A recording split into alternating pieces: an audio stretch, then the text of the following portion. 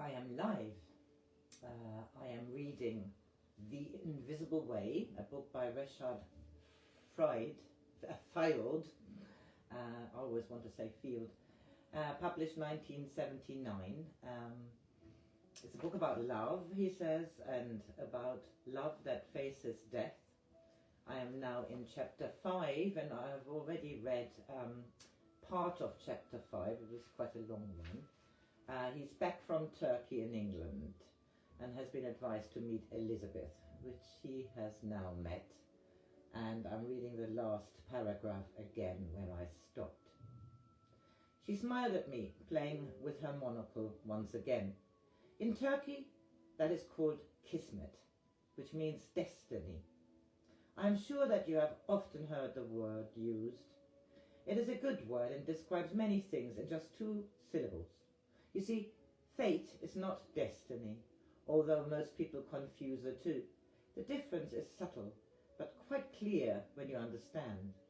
If our ultimate goal is completion in the knowledge of God, then we have taken a very real step towards finding our true destiny.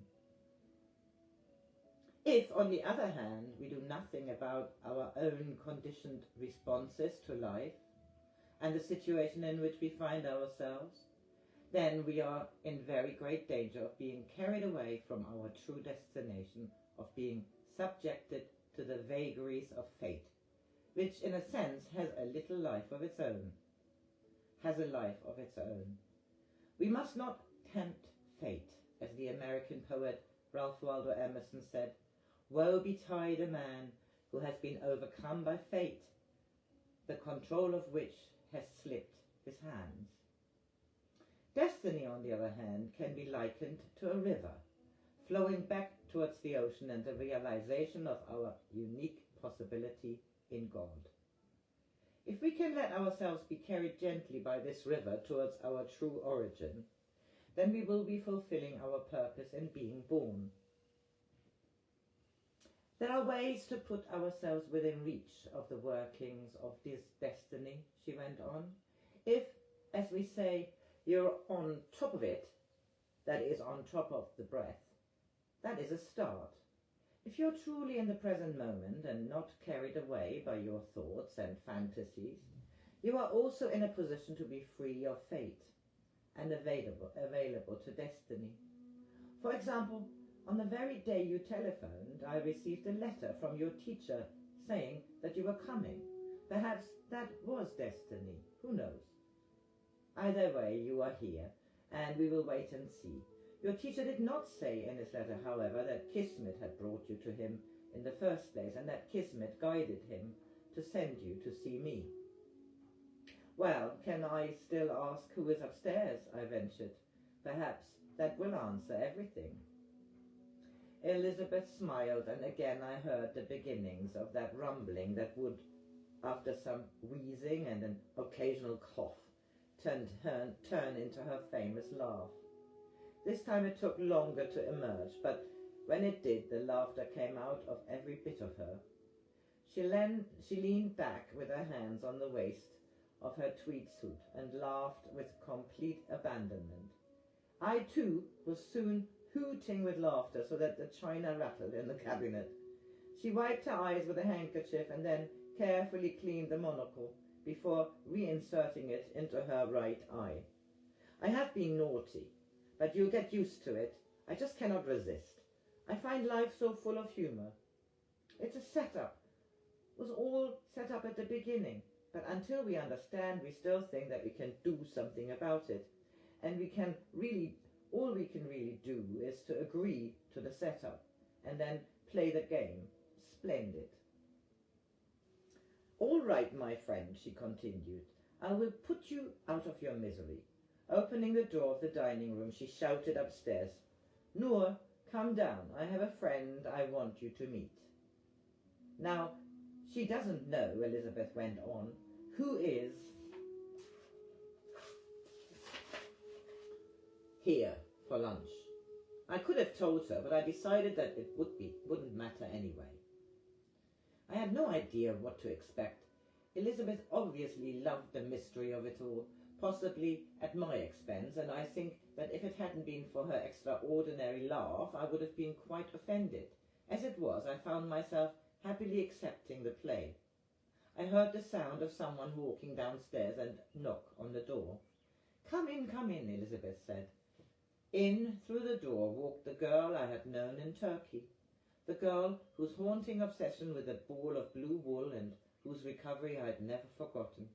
Something about her had moved me deeply then, and I had searched fruitlessly for news of her when I had first returned to England. I cannot remember now the first impression I had. Her beauty, the way she held her body, or the way she seemed to glide in across the room to meet me. Her posture was perfect, and the change in her since the first time we met was so striking that I found myself unable to take my eyes from her face. Gone was the tangled hair and mute face. Instead, she was a beautiful woman, perfectly composed, emerging metamorphosed out of her own past. I couldn't help chuckling, however, when I noticed that she had on one foot a red sock and on the other a blue one. Otherwise she was exquisitely dressed. A pink scarf was wound around her neck, and her hair was long, almost to her waist. Give her a kiss or something, Elizabeth said. Noor, put him out of his misery. It was obvious that she was as surprised to see me as I was to see her. It had been nearly 3 years since we had last met, and I had watched her leave Turkey with a party of Australians who were driving to England. We held each other in silence for a long time. I noticed the rhythm of her breath. It was the same as my own, the one I had been taught all those years before. I imagine you two have a lot to catch up on, Elizabeth said tactfully. I'm feeling tired now, and I'm going upstairs for my afternoon rest. You can stay and talk. And Noor, you are not, I repeat, not to do the dishes. We will all do them later. With that she walked out of the door, the noise of her shoes on the wooden floor a contrast to the almost soundless walk of Noor in her stockinged feet. After Elizabeth had gone, Noor and I were left in a space that was new to both of us. We were not embarrassed, perhaps we were shy, but then it was ridiculous since I was now nearly 41. We were not embarrassed. I know, for 41. We were in the middle of a déjà vu experience of our own, let out of time into a different dimension. The world stood still, and yet, at the same time, we could see it blindfold. Stillness and movement, a perfect balance of the two. Time and space were fused for those moments. We did not speak, but I remember taking her hands in mine. We knelt on the floor facing each other, our heads touched in the silence. Then the telephone rang. Not wanting Elizabeth to wake in, I let go of Noor's hand to answer it. The ringing stopped before I reached the phone, but the moment was broken. We looked at each other for a while, still not saying anything, but the tension became unbearable, and I broke the silence. Noor means light, doesn't it? Where did the name come from? It does mean light, she said. However, it is better translated as the all-apprehending light of God. I was given the name after I returned to England. So how did you come here? I mean, have you been with Elizabeth all the time since we last met in Turkey? We were both fumbling for something to say. This is ridiculous. Where do we start? Noor looked at me. She raised my eyes from the state of confusion I was in and took them into hers. For a brief moment I felt again that sensation beyond form or time. Forgive me, she said. Sometimes I do not talk very much. When you met me, I did not speak at all, as I was very fragile and only just recovering from what had happened. Now I find little necessity to speak. So please don't worry if I'm silent some of the time. We are going to be travelling together, aren't we? It was more a statement than a question. Her forthrightness took me aback. But it was clear that we would be together now. We had met in a world unhindered by the conditions of our normal existence, and were being carried onward by something greater than ourselves. It's not the time to talk about it just now, she went on. I didn't expect to see you either, but I have learned to go with the tide these days. I don't resist it as I used to. So I find so much joy in being alive. We spoke quietly then, of her journey to England and her meeting with Elizabeth. We lapsed into silence for a time, and then Noor moved over to a very old phonograph in the corner.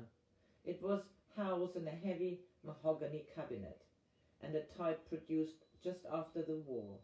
She put on Vaughan Williams' Towards the Unknown Region, and we sat together. All sense of separation vanished. I did not think of her, nor she of me. We allowed ourselves to be carried by the sounds of Vaughan Williams' music. We became one with it, as was everything else in the room, vibrating to the sound.